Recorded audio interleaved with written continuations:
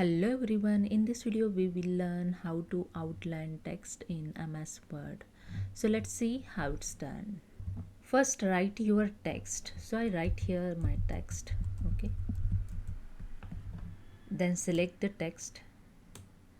Then go to the insert tab. In text group, just click on the word art, okay. Then select this word art, okay. Then click on in here, okay.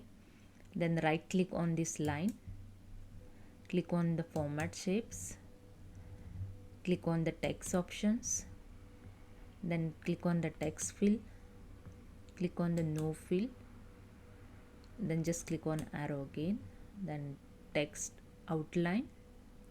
In text outline, select the color those you want in outline. So I select the black one, and here then click on this text effects. Then here just drag below in a glow option, just click on this option and click on the no glow, and that's it. You can see the text outline is ready, okay. So this is a way you can outline your text in MS Word. So hope you understand. If you like this video, please subscribe my channel. Thank you so much.